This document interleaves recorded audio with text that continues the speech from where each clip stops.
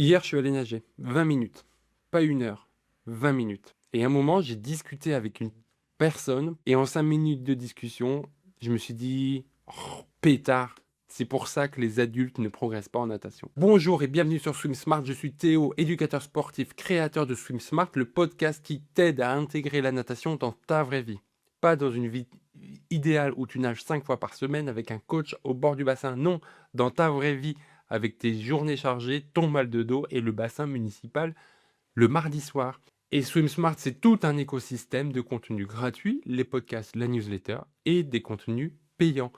Des entraînements mensuels avec critères de réussite objectifs et variantes, formation et capsules techniques premium. Aujourd'hui, on va décortiquer une scène que j'ai vécue hier et qui en 5 minutes contient 3 des pièges les plus fréquents que les nageurs adultes se tendent à eux-mêmes sans s'en rendre compte, des pièges que toi tu te tends.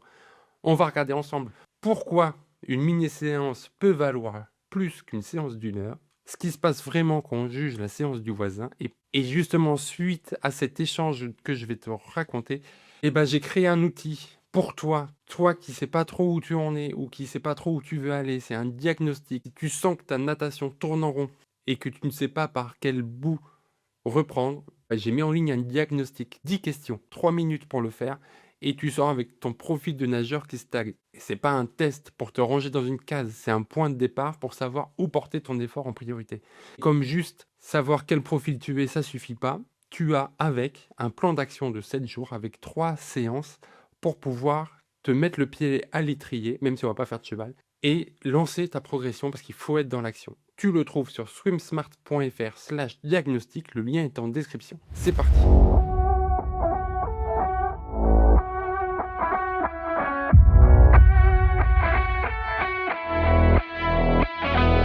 Alors déjà, ce qui s'est passé. Hier, je suis allé nager et au réveil, j'avais très mal au dos. J'avais une journée ultra chargée, puis en ce moment, j'ai plein de choses dans ma tête. Donc je me suis dit que ça me ferait du bien d'aller nager. Mais comme, j'avais une journée ultra chargée comme dit précédemment, j'ai pas pu mettre une séance d'1 heure. J'ai mis une séance de 20 minutes. On était 3 dans la ligne d'eau et au bout d'un moment, on n'est plus que 2. Et là, la femme qui nage dans la ligne d'eau m'arrête et me dit: «Vu que vous nagez beaucoup plus vite que moi, est-ce que ça vous dérange pas qu'on arrête de tourner et qu'on se mette chacun d'un côté, comme ça c'est plus simple?» Et je lui ai dit que c'était très gentil, mais que moi ma séance était terminée, que j'allais rentrer. Elle a regardé sa montre, fait des gros yeux et m'a dit: «Bah, vous avez déjà terminé» et voilà. Dans cet échange, il y a 3 éléments qui montrent pourquoi les adultes ne progressent pas en natation. Pourquoi les adultes qui ont ces raisonnements ne progressent pas en natation. Déjà, le premier élément, c'est de juger la séance. Vu ses gros yeux, vu sa réaction, la personne a jugé le fait que je faisais une séance de 20 minutes. Donc déjà, c'est oublier et c'est pas comprendre qu'une mini séance, c'est très bénéfique. J'ai fait le choix de ne nager que 20 minutes. J'ai fait le choix de contrôler la natation, de contrôler ma natation. Pourquoi j'ai fait ce choix? Parce que je me suis dit et je sais, ma conviction, c'est mon sentiment qu'une mini séance vaut mieux que pas de séance du tout. Que si j'étais pas allé nager, je me serais dit intérieurement: «Ah c'est nul, tu pas allé nager». J'aurais mis, une croix rouge sur le calendrier. Alors que là, j'ai mis une croix verte. J'ai continué la chaîne. J'ai continué ma progression de, plusieurs semaines où je m'entraîne 2-3 fois par semaine. Et ça, si j'y étais pas allé, j'aurais pas pu le faire. Donc déjà, ça a un premier impact positif de mettre une mini séance. J'ai fait le choix de faire que 20 minutes et pas 1 heure. Qu'est-ce qui se serait passé si j'avais fait 1 heure? Ça m'aurait clairement mis en retard pour d'autres choses. Dans l'eau, j'y aurais pensé.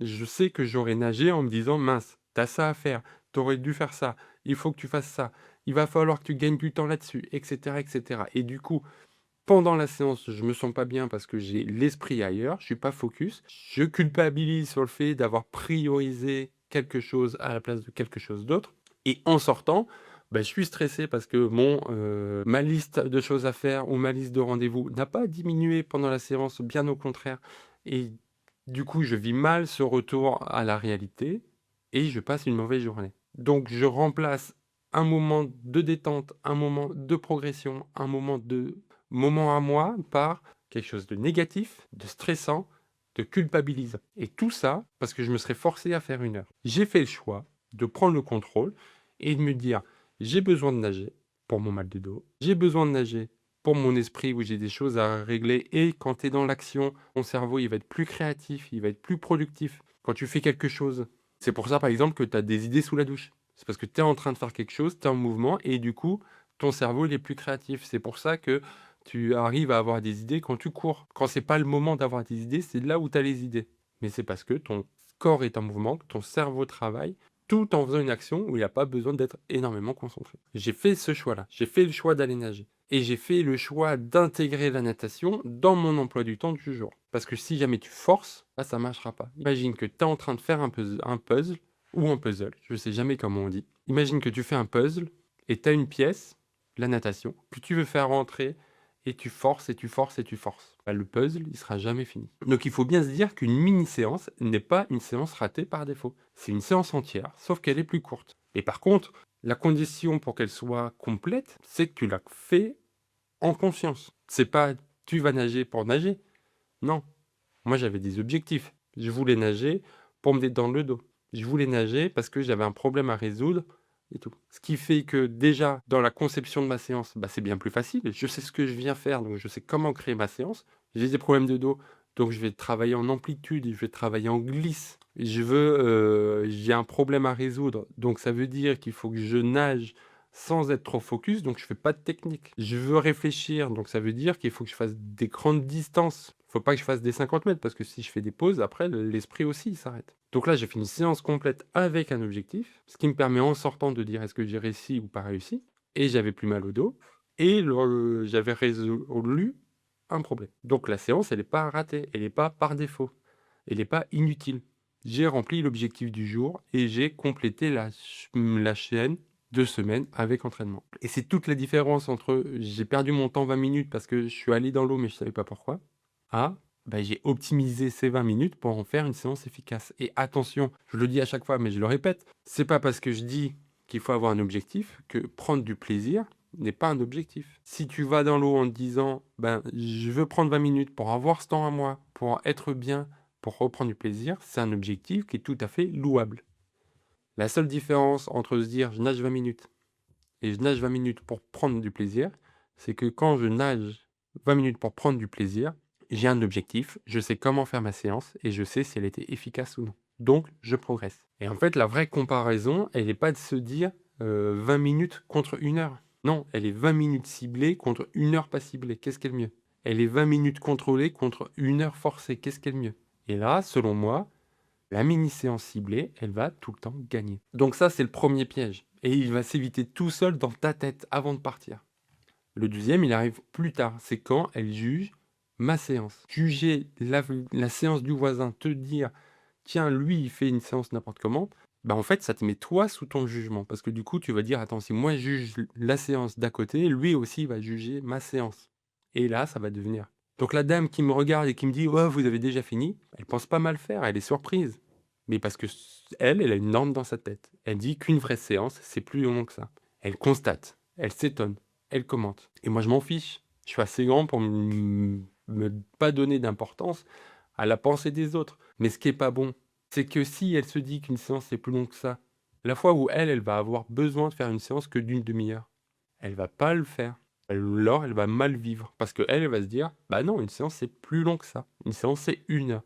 Donc, je peux pas avoir déjà fini. Donc, si tu juges la séance des autres, en fait, tu construis dans ta tête une norme de ce qui compte et de ce qui ne compte pas. Tu crées dans ta tête une balance entre ce qui est bien et ce qui est pas bien. Tu vas te dire, non, mais 20 minutes, ça compte pas. Ou alors, une longueur en planche, ça compte pas. Ou alors, lui, il fait que des battements, ça compte pas.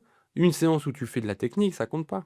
Et c'est ça le risque. C'est qu'il n'y a pas de mauvaise séance si la séance a un but. Donc la personne qui juge la séance des autres, elle crée un catalogue de choses bien et de choses pas bien. Et si tu crées une norme pour les autres, après, c'est toi qui vois ce que tu fais, mais du coup, le point négatif, c'est que tôt ou tard, ça va se retourner contre toi. Si tu dis tout le temps, non, mais une séance est plus longue 20 minutes, la fois où toi tu vas devoir le faire, bah tu pourras pas. Donc tu vas te dire, ça vaut pas le coup. Donc tu vas pas y aller. Donc tu t'es coupé toi-même de ta séance. Donc parce que tu as jugé la séance des autres, tôt ou tard, tu vas pas y aller et tu vas te couper de ta séance. Et en plus, si tu juges, bah, tu vas penser que tout le monde le fait. J'imagine que les autres personnes pensent de ta séance ce que toi tu penses de là. Il y a pas longtemps, je courais avec quelqu'un qui m'a dit, on alternait course et marche. On était en phase de reprise tous les 2 et à un moment, elle m'a dit: Là, on va se mettre à courir parce qu'il y a des gens qui regardent» et bah, c'est ça. Elle s'est dit que les autres allaient penser que c'était pas bien de courir. Du coup, elle a pas fait ce qu'il fallait, ce qu'elle voulait faire, elle a fait ce que les autres avaient envie qu'elle fasse selon elle. Faut bien se dire que la natation adulte, elle se joue sur la durée, mais pas sur la durée d'une séance. Ça va être la durée de ton histoire avec l'eau, de ton rapport à l'eau. Dans l'épisode de mercredi, avec Ambrine, coach au club de Luxembourg, Swimming Luxembourg, on a parlé de ça. On a parlé que l'objectif d'un éducateur sportif, c'est pas forcément que les nageurs gagnent quand ils sont petits, mais c'est sur la durée, c'est de pas les perdre en route. Combien de nageurs gagnent quand ils sont petits et dès qu'ils arrêtent de gagner, arrêtent la natation? Et bah cette logique-là, elle est tout à fait valable pour toi et encore plus valable pour toi. Même si tu es toute seule, même si tu es tout seul, même si tu es dans ton bassin municipal, l'objectif, c'est pas de progresser. L'objectif, c'est de te faire revenir. Parce que c'est en revenant que tu vas progresser. Tu le sais très bien que la natation, c'est issu de répétitions conscientes. Pas juste faire, mais faire consciemment. Et donc le but du jeu, c'est de te faire revenir. Et c'est une règle que je me donne. J'ai pas expliqué ma séance à quelqu'un qui la juge à la durée. Quelqu'un qui dit 20 minutes, c'est pas une séance, bah, je vais pas m'embêter à lui expliquer que, bah, au contraire. Par contre, je peux lui dire de s'abonner à SwimSmart et peut-être que petit à petit, il va comprendre. Et au même titre, j'ai pas à juger la séance des autres. Quand j'étais en formation maître nageur, ce que j'aimais bien faire, c'était regarder ce que faisaient les autres, pas en me disant ça c'est pas bien, ce que font d'autres entraîneurs, mais en se disant quel est le point d'intérêt de cet exercice. Parce qu'il y en a forcément, si lui il le fait, c'est qu'il y a un point d'intérêt.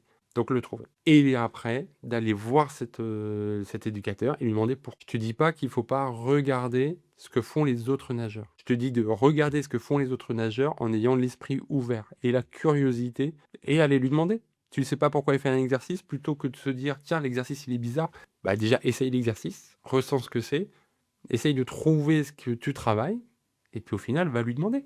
Va lui demander. Peut-être qu'il te dira, bah, je le fais parce qu'on m'a dit de le faire. Et dans ce cas-là, tu pourras lui parler de mon podcast. Parce que je te rappelle que c'est en parlant de SwimSmart que SwimSmart grandit. Si aujourd'hui, on est podcast numéro 1 de natation en France, c'est parce que plein d'entre vous ont parlé de ce podcast à d'autres gens. Donc voilà, donc ne juge jamais, c'est pas facile à dire, ce que font les autres. Dis-toi que ça se trouve, il fait quelque chose, mais parce qu'il vient de faire une séance des séries de 15 mètres en hypoxie et que c'est pour ça qu'il est plus tranquille.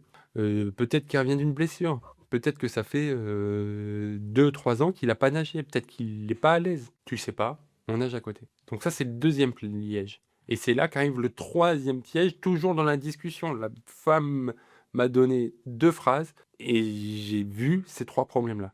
Dans la même conversion, sans qu'on s'en rende compte, 3 problèmes. Et donc là, on a parlé du fait qu'elle jugeait ma séance, on a parlé du fait qu'elle pensait qu'une grande séance, c'était pas, c'était la norme et c'était la condition sine qua non à la progression.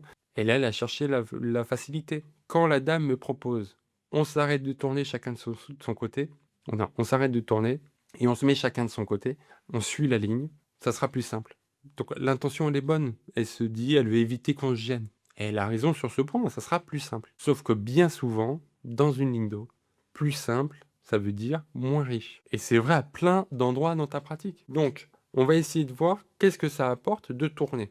Donc, tourner dans la ligne, donc rester à droite, au centre quand tu es au mur, et repousser à droite, ça t'oblige à plusieurs choses. Tu dois savoir où tu es par rapport à l'autre nageur, tu dois savoir où tu es par rapport au bassin, tu dois ajuster ta trajectoire, tu dois te repérer dans le couloir sans toucher la ligne, sans surpasser la ligne du milieu. Et là, tout ça, ça te fait travailler. Ça te fait travailler tes repères, ça te fait travailler tes orientations, ça te fait travailler tes appuis. Si jamais tu fais une ligne droite, tu touches le mur, demi-tour, une ligne droite, c'est moins riche, tu travailles moins de choses que si tu es à droite, que tu nages, que tu vas au milieu en nageant, que tu pousses au mur en façon légèrement oblique pour arriver à droite et que tu continues. Tu travailles moins de choses. Alors oui, c'est plus simple. À toi de voir ce que tu veux. Est-ce que tu veux progresser? Est-ce que tu veux travailler? Est-ce que tu veux comprendre? Ou est-ce que tu veux la simplicité? Et il n'y en a pas un des deux mieux que l'autre. C'est juste que si tu me dis, tiens, ça m'embête parce que j'arrive pas à travailler mes repères dans l'espace ou j'arrive pas à adapter mes appuis en fonction de ma trajectoire et que de l'autre, tu me dis que tu nages qu'en ligne droite parce que c'est plus simple, bah là, c'est pas compatible. Et oui, doubler quelqu'un, ça peut être gênant si c'est mal fait. Mais si c'est bien fait, ça t'apprend des choses. Ça t'apprend à t'orienter, à orienter tes appuis pour aller légèrement à gauche. Ça peut te faire travailler un fractionné en te disant, parce que quand tu doubles, tu vas forcément accélérer pour gêner la personne le moins possible. Et ben, tu vas travailler aussi. Tu vas passer de vitesse de croisière à un petit peu accéléré, puis vitesse de croisière. Tu as des changements de direction dans ta nage. Et tout ça, toutes ces variations, bah, d'une, ça met un peu de ludique. De deux, ça fait travailler des éléments différents. Et donc, à chaque fois que tu vas doubler quelqu'un, tu vas travailler, tu vas apprendre, tu vas approfondir ta connaissance de l'eau, tu vas approfondir ton repérage dans l'eau, etc., etc. Alors que si tu es chacun à côté, tu fais des allers-retours en ligne droite, sans repère mobile, sans ajustement, sans accélération imposée, tu nages plus tranquille, c'est sûr, mais tu travailles moins. Si tu m'écoutes et que tu travailles et que tu prépares un triathlon, un Ironman, se faire doubler ou être doublé, ça peut être un bon moyen de préparer le départ. Le fait de faire d'être à droite au mur à droite, c'est un très bon moyen pour travailler le passage de bouée. Et c'est ça le problème de la natation adulte, mais de tout en général. C'est qu'elle est pleine de petits choix de facilité qui ressemblent à du bon sens, mais qui font travailler moins de choses. Donc après, c'est à toi de voir ce que tu veux faire. Et je le dis régulièrement avec le podcast Swim Smart, le but, c'est pas de te dire comment nager, c'est de te faire poser les bonnes questions. Si tu prends la ligne où il y a moins de monde, bah, tu seras plus tranquille, mais tu vas perdre le travail de croisement. Si tu nages toujours du bon côté, que tu respires, que tu inspires toujours du bon côté, bah, tu es plus à l'aise, mais tu délaisses un peu le côté faible. Tu vas le laisser décrocher petit à petit. Si tu fais toujours le même enchaînement crawl, brasse, c'est très bien, mais tu fais pas l'effort de varier.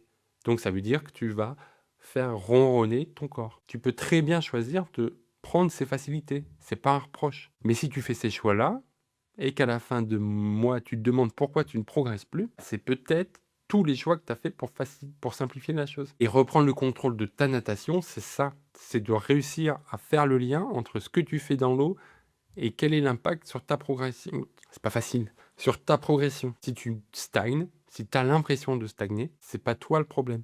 C'est ta méthode. Et c'est peut-être tous les petits choix pour faire plus simple que tu as pris, que tu as décidé. Et encore une fois, si tu es en phase de reprise, si tu es en phase tu reviens de blessure, et que le premier objectif, c'est de se faire plaisir, pour enclencher ce cercle vertueux de venir à la piscine, ben, ces choix de simplification, il faut les faire. Mais petit à petit, quand tu vas rebasculer en mode « je veux progresser sur tel ou tel élément », ben là, il va falloir faire les choix inverses. Si tu veux, en phase de plaisir, on simplifie, on est tout seul dans la ligne d'eau. Si tu veux travailler la qualité des appuis, la variété des appuis, et ben doubler, ça peut être intéressant.